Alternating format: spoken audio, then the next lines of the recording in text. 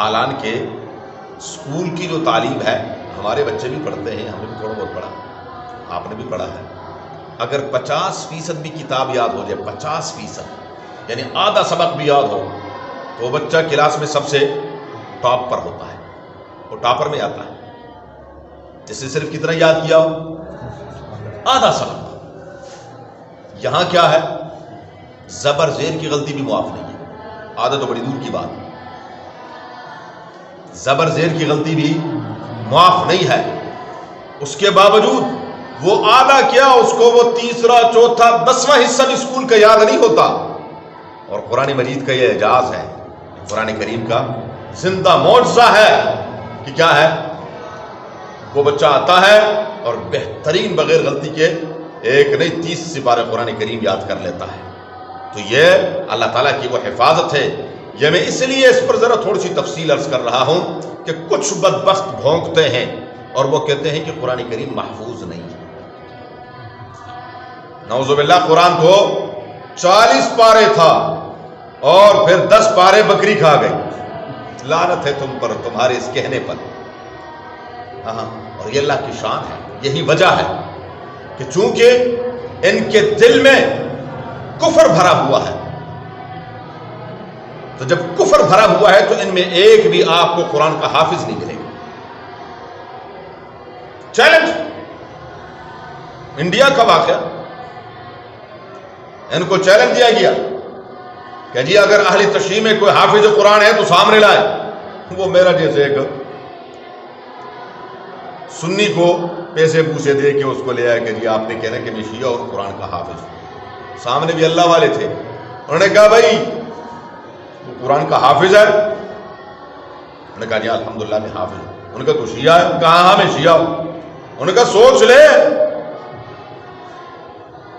اور اللہ تعالیٰ کبھی کبھار ایسے کروا دیتا ہے۔ اسی جماعت میں مجھے دوسری بات یاد آئی، یہ بھی عرض کرتا ہوں۔ ہمارے دارالعلوم دیوبند کے جو بانی تھے قاسم نانوتوی رحمہ اللہ تعالی رحمتاً واسعہ، قاسم العلوم والخیرات، ادیب و غریب انسان تھے۔ لوگوں نے ان کے ساتھ شرارت کی اور کہا کہ جی حضرت ایک شخص کو تیار کیا کہ جی آپ جنازے کی چارپائی پر لیٹ جائیں اور ہم اس مولوی صاحب کو لے کر آئیں گے، اور جب یہ پہلی تکبیر پڑھے کہ اللہ اکبر، پھر دوسری تکبیر پڑھے اللہ، تو آپ نے اٹھ کے بھاگ جانا ہے۔ تو ہم اس کو کہیں گے کہ اوہ بےزتی ہوگی مولوی کی، اور یہ دیکھو یہ زندوں لوگوں کا جنازہ پڑھاتا ہے اور یہ کرتا ہے وہ کرتا ہے۔ خیر حضرت کو بلایا، وہ چارپائی کے اوپر لٹا کر چادر وغیرہ ڈال دی ہے، حضرت رحمت اللہ علیہ تشریف لائے، تو اب وہ لیٹا ہوا ہے، کہنے لگے جی کیا؟ کہنے لگے جی یہ جنازہ ہے، وہ صاحب پڑھا دیں یہ وہ۔ انہوں نے کہا جی ٹھیک ہے میں پڑھا دیتا ہوں۔ میں نے کہا بھائی میں پڑھا دوں جنازہ؟ نے کہا جی جی جی آپ پڑھائیں۔ حضرت پھر پوچھا بھائی پڑھا دوں میں جنازہ؟ انہوں نے کہا جی جی پڑھا دیں۔ تیسری مرتبہ پھر حضرت نے فرمایا کہ بھائی اس کا جنازہ پڑھا دوں؟ انہوں نے کہا جی جی آپ کسی نے تو بلایا ہے۔ اب نے کہا نیت یہ بات ہو گئی، اللہ اکبر۔ اب جب دوسری تکبیر کی اللہ اکبر، تو پیچھے سے لوگوں نے کھنکارنا شروع کیا کہ ہاں کہ بھائی اٹھ جا۔ حضرت نے تیسری تکبیر بھی فرمائی، چوتھی تکبیر کے بعد سلام پھیر کر فرمایا اب یہ قیامت کے دن اٹھے گا، اب دوبارہ اٹھے گا نہیں۔ جب دیکھا وہ فوت ہو چکا تھا۔ اللہ والوں کا مذاق نہیں کرنا چاہیے۔ تو اہل تشیع نے بھی ایک سنی حافظ کو بلایا اور اس کو پیسے پوسے دیے کہ نہیں تو کہنا کہ میں حافظ قرآن بھی، اور اگر یہ آپ سے کہیں امتحان لیں گے تو آپ کے حافظ ہیں، آپ امتحان دے دینا۔